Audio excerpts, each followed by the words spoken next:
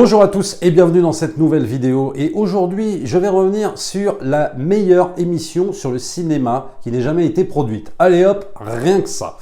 Parce qu'au milieu, évidemment, de tous les cinéphiles, que ce soit sur Twitter ou autre, qui t'expliquent en gros qu'est-ce que c'est être cinéphile, qu'est-ce que c'est d'avoir des bons goûts en cinéma, toi t'as les bonnes références, toi t'as les mauvaises références, toi le cinéma que t'aimes c'est pas bien, si tu connais pas tel film c'est pas bien, etc. Tu as une émission qui avait été produite au début des années 80, diffusée sur Antenne 2 à l'époque, et oui, ça s'appelait pas France 2, ça s'appelait Antenne 2, qui s'appelait Cinéma, et qui est tout l'inverse de ça. Et contrairement à ce que pouvait raconter Jean-Luc Godard concernant le cinéma, comme quoi le cinéma fabriquait des souvenirs et la télévision fabriquait de l'oubli, bon, il n'avait pas complètement tort, bien sûr, sauf évidemment quand on évoque beaucoup de séries de télévision, séries télévisées, dont on se souviendra toujours, et puis également cette émission-là, qui n'est pas tombée dans l'oubli, enfin je ne pense pas, mais évidemment quand je dis ça, ça évoque beaucoup de choses pour ceux qui sont dans ma tranche d'âge, on va dire entre 40 et 45 ans,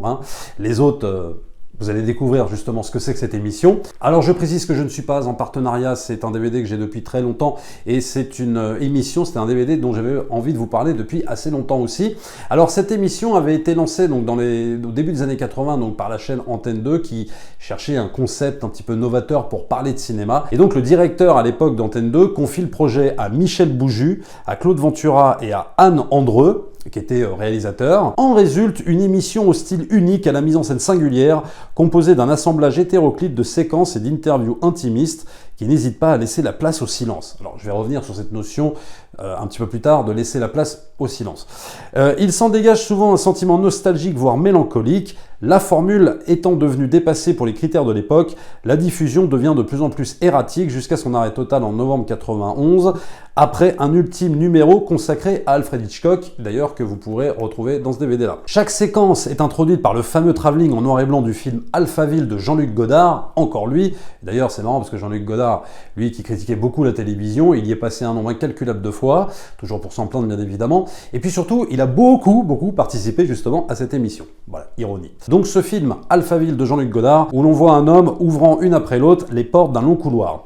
Le réalisateur Jean-Pierre Jeunet, grand inconditionnel de l'émission, est à l'initiative de la rediffusion en 2008 de 2 épisodes lors du Festival de Cannes et d'une série de 12 épisodes composés des meilleurs extraits sur France 4. Et après, ces fameux épisodes seront disponibles en 92 séquences. Vous avez 92 séquences réparties sur 4 DVD. Donc autant vous dire que vous allez vous régaler. Et comme évidemment, on ne pouvait pas mettre dans ces DVD les 9 ans d'émission, vous pourrez retrouver en complément sur le site de l'INA, je vous invite à y aller d'ailleurs, l'Institut National de l'Audiovisuel. Vous avez, je crois, en version gratuite, parce qu'en fait vous avez 2 versions, une version gratuite, une version payante. Moi j'ai les deux, mais je crois que les séquences de cinéma, enfin celles qui sont pas sur le DVD, sont à retrouver en version gratuite sur le site de l'INA. Alors je reviens sur le résumé de Wikipédia qui disait dans son résumé, pour résumer un peu l'émission, laisser la place au silence. Alors qu'est-ce que ça veut dire ? Ça veut dire qu'en fait, dans cette émission, vous allez avoir donc cette équipe de cinéastes, de réalisateurs qui vont interviewer des acteurs, des réalisateurs, des monteurs, et pas que ça. Ça va pas être une émission d'interview. Il va y avoir beaucoup ça, mais aussi il va y avoir cette équipe qui va se rendre par exemple sur des tournages. Par exemple, je sais pas moi, sur les tournages des films de Jacques Doillon, de Claude Berry, de Don Siegel. Ça va en fait de la France en passant par les États-Unis, en allant jusqu'au Japon. Il y a les cinémas de toutes les nationalités. Et en fait, le principe de l'émission, c'est des séquences comme ça, avec juste une petite introduction en voix off qui vous explique rapidement le contexte. Et après, on laisse place à l'acteur qui est interviewé, au réalisateur, et puis aussi on laisse place aussi aux séquences, par exemple, de tournage de films. Exemple, il y a une séquence où Claude Berry réalise Jean de Florette, donc il filme Depardieu, il lui fait répéter une des séquences comme ça 10, 15, 20 fois, et en fait, dans la séquence, nous, on regarde la scène comme ça, on la regarde, et il n'y a pas de voix off, il n'y a pas quelque chose qui te dit quoi penser à ce moment-là.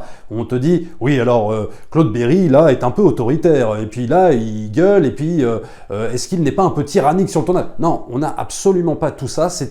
En fait, ce sont des séquences brutes et qui te laissent absolument penser ce que tu veux. Et donc, tu peux assister comme ça à une séquence de tournage de film pendant, je sais pas, 7, 8, 9 minutes. C'est jamais ennuyeux, d'ailleurs.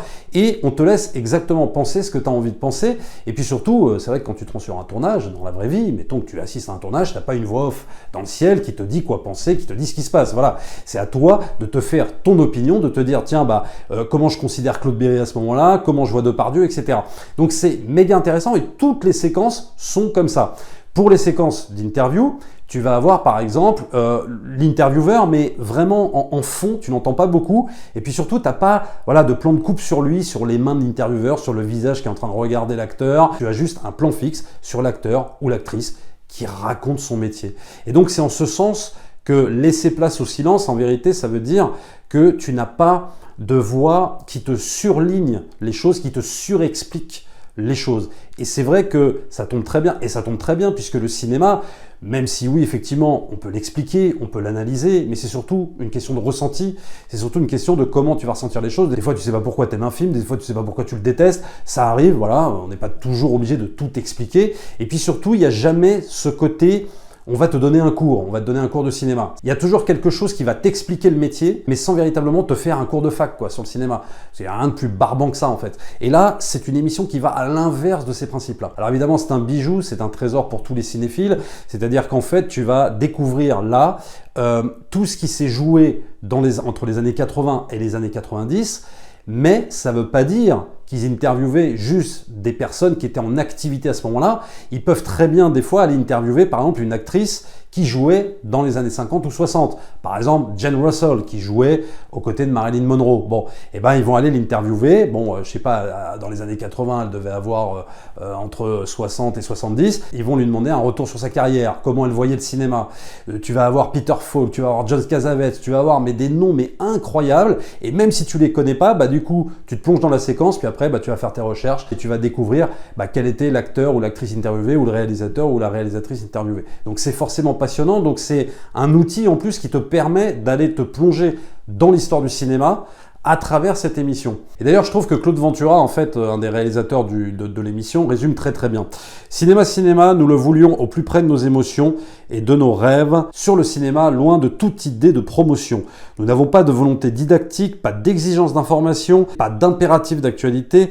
Ce qui nous guidait, c'était nos coups de cœur. Notre idée était de fabriquer un magazine de télévision contemporain dont le champ d'exploration était le cinéma, avec une approche entre guillemets cinéma.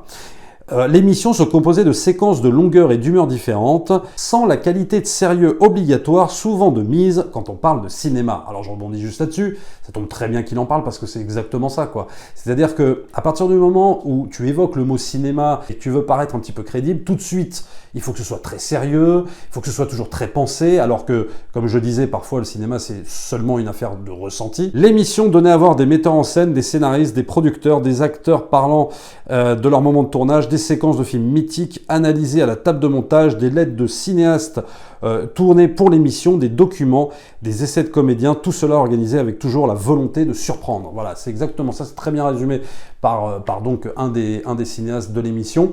Et voilà, en fait c'était ça, cinéma. Donc pour moi c'est clairement la meilleure émission qui n'ait jamais existé, c'est-à-dire que on a eu effectivement dans les années 80 beaucoup d'émissions sur le cinéma. Il y avait Mardi Cinéma avec Pierre Tchernia, il y avait La Dernière Séance, mythique, mais celle-là pour moi elle est vraiment au-dessus du lot, de par la diversité des sujets.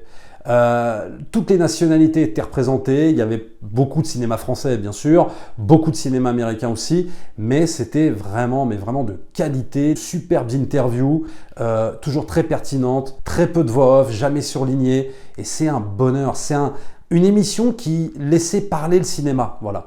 C'est-à-dire qu'à l'inverse, évidemment, même moi de ce que je fais, à l'inverse de plein de youtubeurs qui sont là à expliquer, à surexpliquer, et je me mets dans le lot, il n'y a pas de problème, mais voilà, à expliquer même des choses, des fois par l'image, à te mettre 50 000 voix off, et des fois qui sont plus ennuyeuses qu'autre chose, là au moins, il n'y avait pas tout ça. C'était brut, on te laissait exactement penser ce que tu avais envie de penser.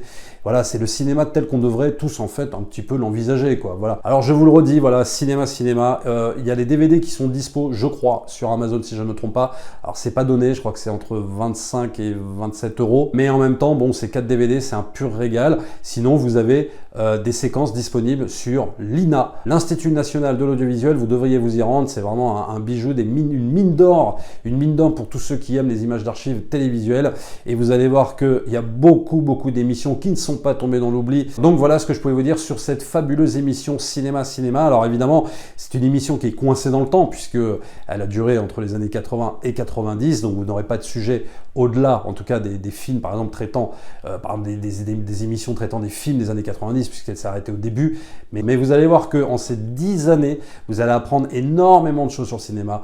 Vous croyez connaître des choses, et ben vous allez revoir vos trucs, vous verrez des metteurs en scène en plein travail. C'est vraiment passionnant pour tous ceux qui aiment le cinéma. Abonnez-vous à la chaîne si ce n'est pas encore fait, likez, partagez comme d'habitude, et nous on se retrouve très vite pour une prochaine vidéo.